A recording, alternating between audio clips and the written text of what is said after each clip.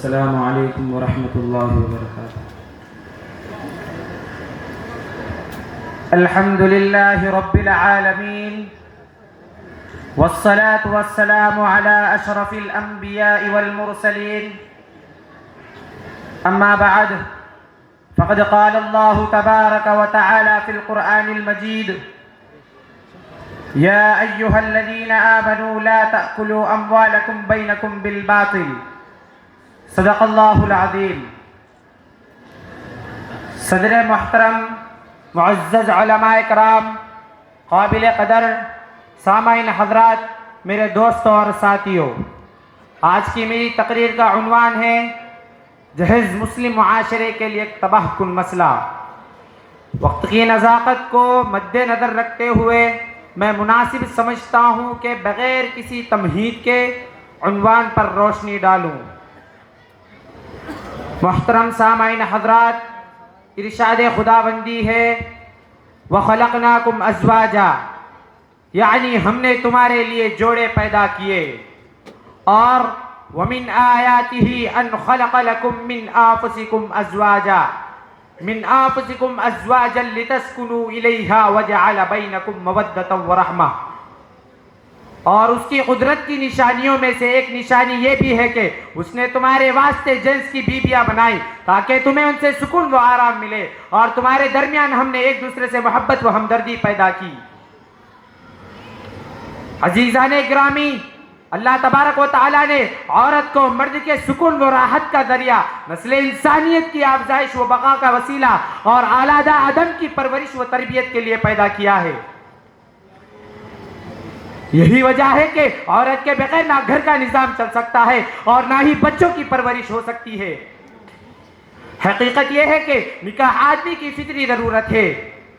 इसलिए मजहब इस्लाम ने ना कि सिर्फ निकाह की तरगीब दी है बल्कि निकाह को आसान से आसान तर बनाया है। और सहाबे शरीयत आप सल्लल्लाहु अलैहि वसल्लम ने और आपके जानितार साथियों ने एक से ज्यादा निकाह कर कर उम्मत इस्लामिया के लिए एक अमली नमूना पेश फरमा कर बताया कि ये काम बगैर दौलत के रेल पेल बिना भीड़ व झूम को इकट्ठा किए बगैर शोर हंगामों के हो सकता है। ना सिर्फ ये बल्कि आपने शादी ब्याह के मौके पर दौलत के बेजा इस्तेमाल की सख्त मजम्मत फरमाई और निकाह में हर एतबार से सादगी का हुक्म दिया। चुनांचे आप सल्लल्लाहु अलैहि वसल्लम का इरशाद गिरामी है, इन्ना अज़मन निकाह बरकतन ऐसरुहु मऊनतन, के बेशक बाबरकत निकाह और अजीम निकाह वो है जिसमें दौड़ धूप कम हो, मुशक्कत कम से कम हो, यानी निकाह में सादगी हर एतबार से महबूब व मुस्तहसन है। मुअज़्ज़ज़ सामाईन हज़रात, लेकिन बड़े अफसोस और नदामत की बात है कि इस दौर में निकाह इबादत नहीं बल्कि तिजारत बन गया है और माल व दौलत हासिल करने का एक आसान दरिया बन गया। एक तरफ चंद नफ्स परस्त दौलतमंदों व हवस परस्त जागीरदारों ने माल व दौलत की नुमाइश और झूठी शान व शौकत दिखलाने के लिए फुजूल खर्ची व बेजा इसराफ से काम लिया, तो दूसरी तरफ अवाम उन्नास से जिहालत व बेदीनी की वजह से गैर शऊरी तौर पर बरहमनी तौर तरीकों को अपना कर निकाह जो एक खालिस दीनी व मस्तून अमल था उसको खालिस दुनियावी अमल बल्कि हर जायज़ व नाजायज़ ख्वाहिशात और बेहुदा अरमानों के निकालने का जरिया बना दिया गया।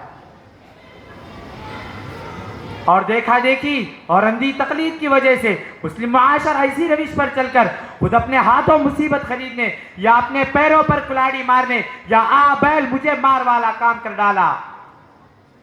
और रस्म रिवाज के नाम पर यह चीज आम से आम तर चली होते गए। और अब तो हालात यह है कि मुस्लिम मुआशरा निकाह के मौके पर नाजायज मुतालिबात की तवील फहरिस्त वो गैर शरई मामलात की कबाहत ना रही, आयब ना रहा, बुराई ना रही, बल्कि उल्टा फकर व नामवरी का जरिया बन गए। अहले तरवत व दौलतमंद अफराद का निकाह के मौके पर दौलत का इसराफ व शोहरत व नामवरी के लिए दौलत का पानी की तरह बेदरीग इस्तेमाल, तनाफुस और एक दूसरे से आगे बढ़ने के जज्बे ने गोया चिंगारी को हवा देकर शोला बना दिया गया, जिसका नतीजा यह है कि आज मुस्लिम मुआशरा निकाह के मौके पर वो बेहुदा खराफात और बदतहजीबी वो बेशर्मी के ऐसे मुजाहिरे हो रहे हैं कि जिनको देखकर अंदाजा लगाना मुश्किल है कि ये मुसलमान है। अल अमान वल हफीज, निकाह जिसको शरीयत ने सबसे सहल व आसान बनाया था, लेकिन आज उसको मुश्किल से मुश्किल तर बना दिया गया। खुद साख्ता रस्म रिवाज की पाबंदियों और झूठी शान व शौकत के इजहार के लिए और बनावटी साख वो झूठा भरम रखने के लिए सूदी कर्ज लेना भी अब कोई बुराई व ऐब ना रहा। जायदादें फरोख्त करना और जिंदगी भर का सरमाया हयात लुटा देने में कोई हिचकिचाहट ना रही। मोहतरम हजरात,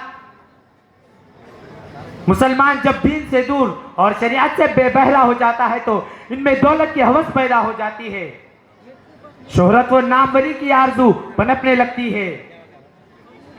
असबाब राहत व सामान ऐश व मस्ती की तलब व मांग बढ़ती चले जाती है,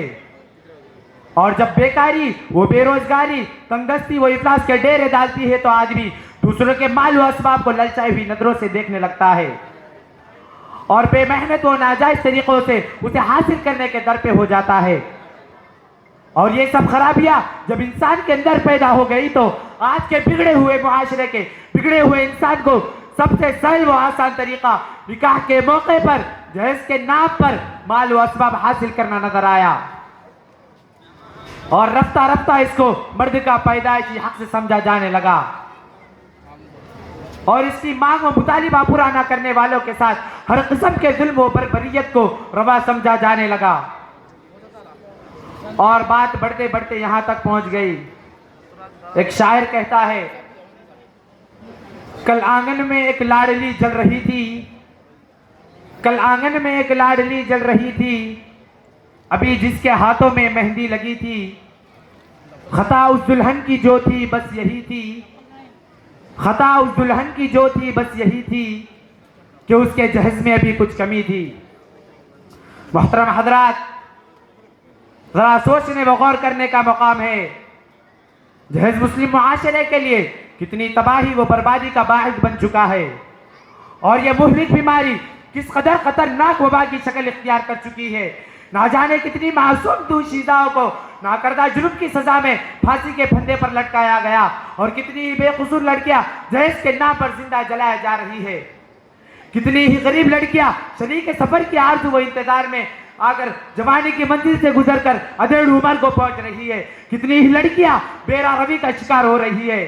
ना सिर्फ ये बल्कि नौबत यहां तक पहुंची है कि मुस्लिम लड़कियां गैरों के साथ फरार होकर अपने दीन व ईमान की बर्बादी कर रही है।